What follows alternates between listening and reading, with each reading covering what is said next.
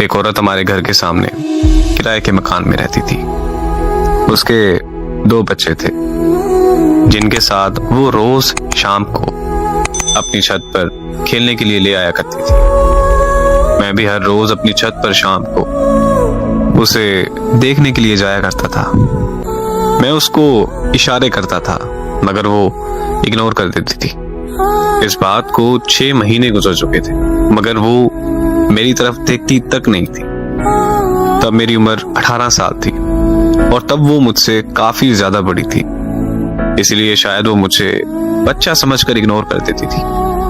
फिर एक दिन मुझे बुखार होने की वजह से मैं छत पर नहीं जा सका, तो वो औरत मेरी अयादत के लिए मेरे घर चली आई और मेरा हाल चाल पूछकर अपने घर वापस चली गई। उसका मेरी अयादत को आना मेरे लिए इस बात का इशारा था कि उसके दिल में भी मेरे लिए एहसास है।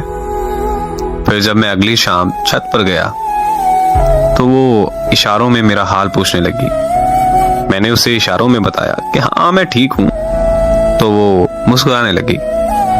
2 दिन बाद एक पर्ची पे मैंने अपना नंबर लिखकर उसकी छत पर फेंका और फिर उसने मुझे फोन किया तो मैंने उससे अपनी मोहब्बत का इजहार किया और पूछा कि क्या वो मुझसे शादी करेगी। तो वो हंसने लगी और उसने मुझे ये कहा कि तुम अभी बच्चे हो, तुम्हें समझ नहीं है कि तुम ये कह क्या रहे हो और किस से कह रहे हो। वो कहने लगी कि तलाकशुदा औरत से कोई शादी नहीं करता और मैं तो तलाकशुदा होने के साथ साथ 2 बच्चों की माँ भी हूँ। उसने मुझे कहा कि तुम अच्छे लड़के हो, बस हम दोस्ती तक रह सकते हैं। मैंने उससे मजीद शादी की जिद की तो उसने मुझे कहा कि अगर तुमने दोबारा शादी की बात की तो मैं तुमसे बात ही नहीं करूंगी। मैं वहां पर चुप हो गया और हम दोस्त बनकर रहने लगे। हम एक दूसरे से हर बात शेयर करते थे। एक रात हमारी फोन पर बात हो रही थी कि उसने बताया कि वो घर पर अकेली है क्योंकि उसके अम्मी अब्बू शहर से बाहर गए हैं। ये सुनते ही मैं उसके घर के बाहर पहुंच गया और उसे दरवाजा खोलने को कहा, लेकिन उसने दरवाजा खोलने से इनकार कर दिया। तो मैंने भी जिद कर ली कि मैं पूरी रात घर के बाहर बैठा रहूंगा। 2 घंटों की जिद के बाद आखिरकार उसने दरवाजा खोल ही दिया। लेकिन आज मुझे अपनी उस जिद पर बहुत ज्यादा पछतावा होता है कि काश मैंने उस दिन अपनी जिद छोड़कर उसकी बात मान ली होती तो आज वो जिंदा होती। उसके दरवाजा खोलते ही मैं अंदर चला गया। वो बहुत परेशान और घबराई हुई थी क्योंकि उसे डर था कि किसी को पता चल गया तो उसकी इज्जत खाक में मिल जाएगी और फिर उसका डर सच साबित हो गया। मुझे किसी ने उसके घर दाखिल होते हुए देख लिया था और उस शख्स ने पूरे मोहल्ले में मसला खड़ा कर दिया। सारे मोहल्ले वाले इकट्ठा होकर उसके घर के बाहर आ गए। मैं छुप गया था लेकिन उन्होंने मुझे ढूंढ लिया था। मेरे घर वाले भी मोहल्ले वालों के साथ मौजूद थे।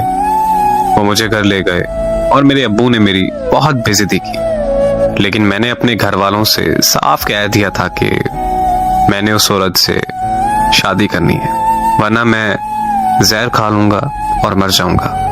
तो मेरे घर वाले मान गए और अगली सुबह उस औरत के माँ बाप वापस आने पर मोहल्ले में पंचायत बैठ गई। पंचायत में सब आ गए थे मगर वो और उसके माँ बाप नहीं आए। थोड़ी देर बाद खबर आई कि उस औरत ने जहर खा लिया है। मैं वहां से उसके घर की तरफ भागा, लेकिन मेरे पहुंचने से पहले वो मर चुकी थी। उसे इस दुनिया से गए 8 साल हो गए, लेकिन मैं आज तक उसे भूलकर किसी और का नहीं हो सका। मुझे आज भी ये बात अंदर से खा जाती है कि काश मैं उस दिन जिद ना करता तो वो आज जिंदा होती। इससे बड़ा दर्द क्या होगा कि मेरी वजह से उसकी जान चली गई। लेकिन मोहब्बत करना कोई गुनाह नहीं। जब सच्ची मोहब्बत हो जाए तो वो रंग रूप, अमीर गरीब, काला गोरा या उम्र में फर्क मोहब्बत में नहीं देखा जाता। जब मोहब्बत हो जाती है तो फिर हो जाती है। वो एक शेर है कि वो मोहब्बत को हवस समझते हैं तो कह देना उसे, हाँ बदन ही चाहिए लेकिन ता कयामत चाहिए।